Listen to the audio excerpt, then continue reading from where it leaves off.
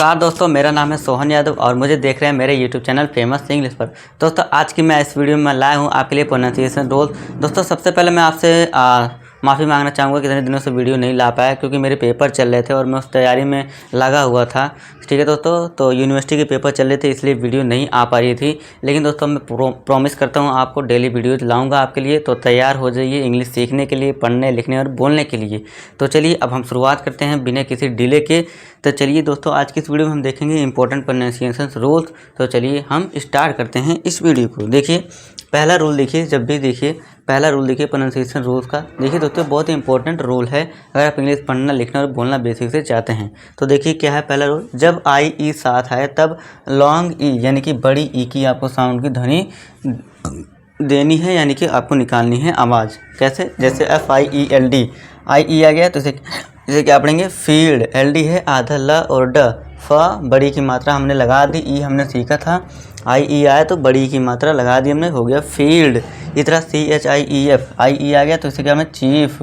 आई ई आ गया फिर से तो बिलीफ। ठीक है दोस्तों, बड़ी की मात्रा देखिए आप सब में लगी हुई है। ठीक है दोस्तों, तो इसे हम पढ़ेंगे फील्ड, चीफ, बिलीफ। ठीक है दोस्तों, आई होप दोस्तों आपको फर्स्ट रूल क्लियर हो गया होगा।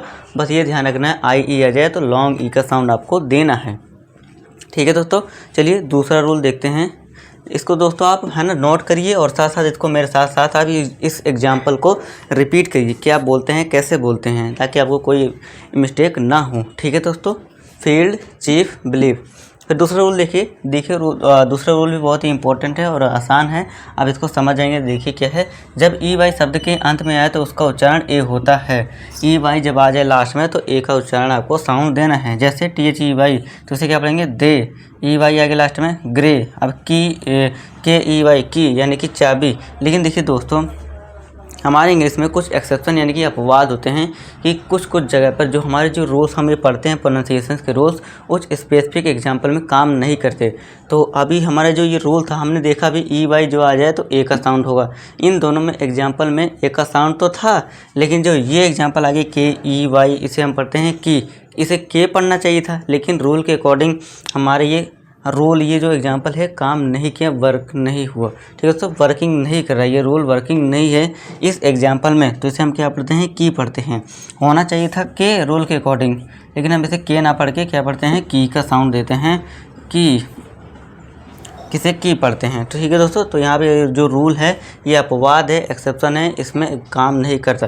देखिए दोस्तों कुछ ना कुछ एक्सेप्शन अपवाद होते हैं हमारे इंग्लिश में, जहाँ पर हमारे ये रूल काम नहीं करते हैं, तो आपको ध्यान देना है। ठीक है दोस्तों, तो इस एग्जाम्पल में KEY की से पढ़ते हैं तो आपको ये ध्यान देना है। ठीक है दोस्तों, तो आई होप दोस्तों आपको समझ आया होगा, आप इसको नोट कर लीजिए, फिर हम आगे बढ़ेंगे। चलिए दोस्तों थर्ड रूल देखते हैं। देखिए थर्ड रूल क्या है, जब TCH साथ आए तो चा बोला जाता है, यानी कि चा का उच्चारण होता है। देखिए दोस्तों बस सिंपल से याद रखना है, जब भी ये तीनों लेटर दिख जाए साथ में TCH किसी भी हमारे इंग्लिश वर्ड में, तो आपको क्या करना है? उसमें चा का उच्चारण बोलना है, चा से उसका साउंड होगा। कैसे? एग्जाम्पल देखिए, TCH आ गया तो इसमें हम क्या करेंगे? चा का साउंड देंगे, तो इसे क्या पढ़ेंगे? मैच। अब TCH फिर से आ गया तो इसे पढ़ेंगे कैच। TCH आ गया फिर से तो इसे पढ़ेंगे वॉच। ठीक है दोस्तों, बस आपको क्या करना है? TCH दिख जाए साथ में तो उसमें आपको क्या करना है? चा का साउंड, चा की ध्वनि निकालनी है। Match, catch, watch, watch, catch, match. ठीक है दोस्तों, आई होप आपको थर्ड रूल क्लियर हो गया होगा। चलिए दोस्तों फोर्थ रूल देखते हैं क्या है।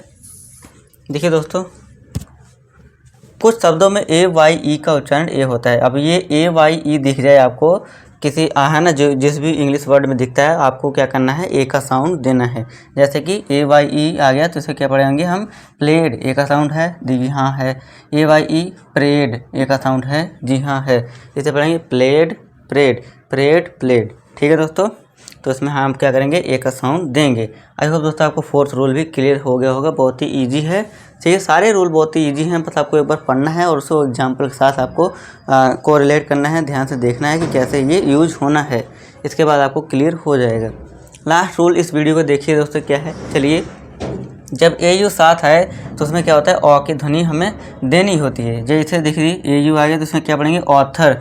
अब ऑ की ध्वनि आपको देनी है। AU आ गया तो इसे क्या पढ़ेंगे? ऑटोमेटिक। ऑ की ध्वनि, ऑथर, ऑटोमेटिक। ठीक है दोस्तों, ऑथर ऑटोमेटिक, ये यू आ जाए तो आपको बस ऑ की ध्वनि देनी है, ऑथर ऑटोमेटिक।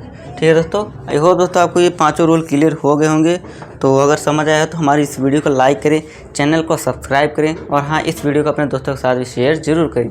तो फिलहाल के लिए इस वीडियो में इतना ही दोस्तों, मिलेंगे हम नेक्स्ट वीडियो में एक और नए और मज़ेदार शानदार टॉपिक के साथ। तब तक के लिए नमस्कार।